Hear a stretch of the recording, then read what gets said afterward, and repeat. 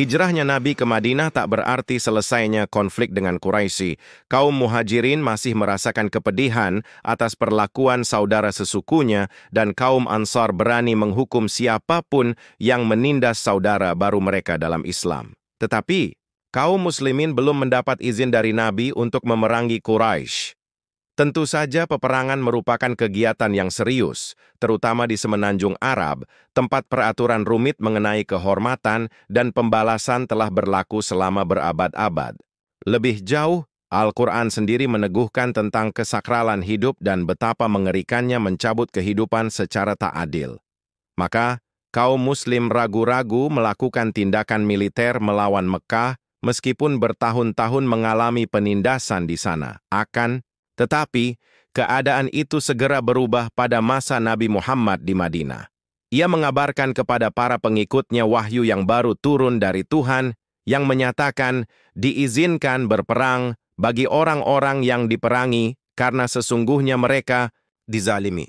Dan sungguh, Allah Maha Kuasa menolong mereka itu, yaitu orang-orang yang diusir dari kampung halamannya tanpa alasan yang benar, hanya karena mereka berkata, Tuhan kami adalah Allah. Al-Hajj ayat 39-40. Wahyu. Baru ini menegaskan kepada pengikut Nabi bahwa perang telah diizinkan, bahkan wajib saat Muslim sedang ditindas. Ayat-ayat itu juga menandai aspek penting tentang peran Islam di dunia. Agama ini bukan sekadar seperangkat keyakinan tentang yang gaib, melainkan juga panduan hidup lengkap yang membahas semuanya. Dari ritual ibadah, hubungan luar negeri, sampai teologi. Seperti yang mereka lakukan dengan perintah lain dalam Al-Quran, kaum muslimin di Madinah berani menunjukkan sumbangsih mereka dan mengikuti perintah baru ini. Kesempatan terbuka pada 624 Masehi saat kaum muslim mengerahkan pasukan kecil sekitar 300 orang untuk mencegat kafilah Quraisy yang sedang melintasi Madinah. Pasukan muslim tak mampu mencapai rombongan kafilah, tetapi malah bertemu dengan kekuatan Quraisy yang jauh lebih besar yang dikirim untuk melindungi kafilah tersebut. Di Perang Badar berjarak sekitar 100 km barat Laut Madinah, pasukan Muslim mendapatkan kesempatan untuk kali pertama melawan bekas penindasnya secara fisik.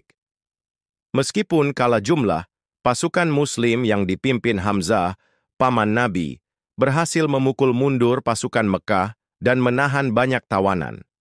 Kemenangan ini mengukuhkan pihak Muslim sebagai kekuatan politik dan militer yang nyata. Pada saat yang sama, kemenangan ini menurunkan wibawa Quraisy di mata bangsa Arab lainnya.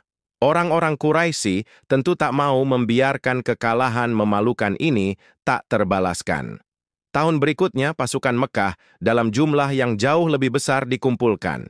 Tujuannya mengganggu Madinah sehingga dapat menurunkan pamor Nabi Muhammad dan memicu pertanyaan tentang kemampuannya dalam melindungi pengikutnya.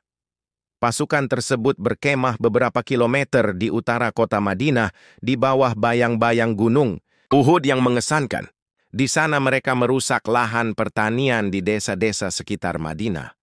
Sebagai bagian dari piagam Madinah, Nabi Muhammad telah bersumpah untuk melindungi kota dan seisinya, sehingga terpaksa mengorganisasikan pasukan untuk keluar dan menghadapi tentara Mekah. Akan tetapi, ada sekelompok orang di dalam kota yang menentang rencana ini. Mereka percaya bahwa cara terbaik adalah meninggalkan lahan pertanian untuk menjaga diri dan tetap mempertahankan pasukan di dalam kota.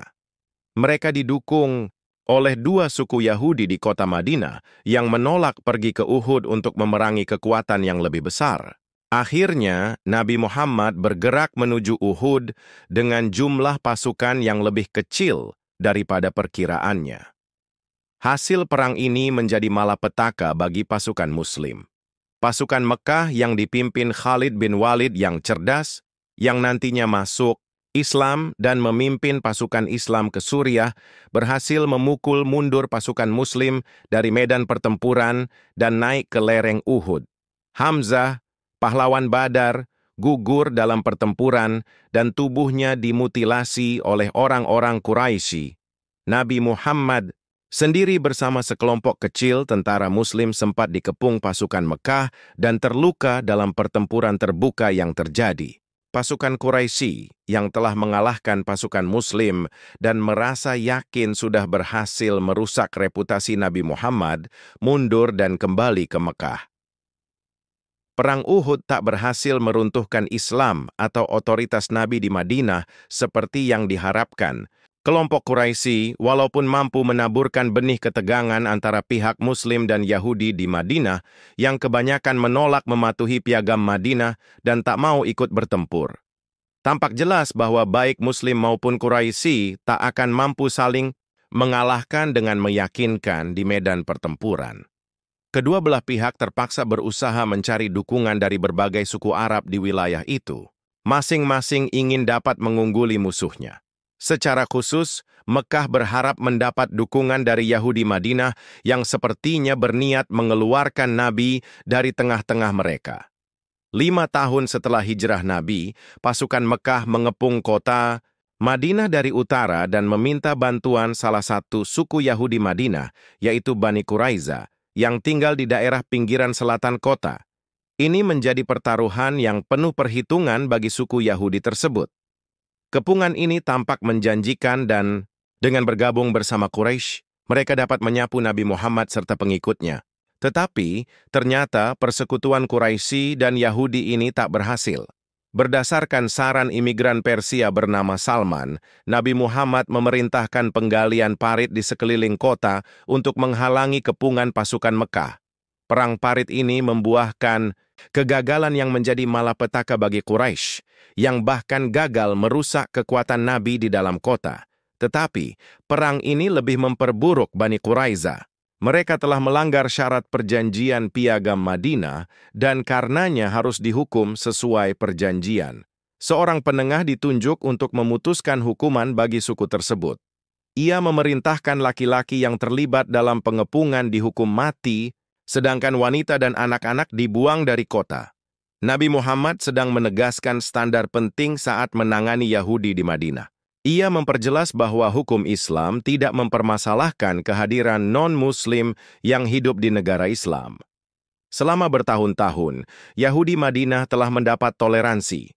Tetapi, saat mereka gagal memenuhi perjanjian yang dibuat dan mengancam keamanan, hukuman pun harus dijatuhkan. Seperti semua hal yang telah dia lakukan, sikap Nabi Muhammad dalam menangani Bani Quraiza menjadi preseden dalam ratusan tahun hubungan Muslim dengan non-Muslim.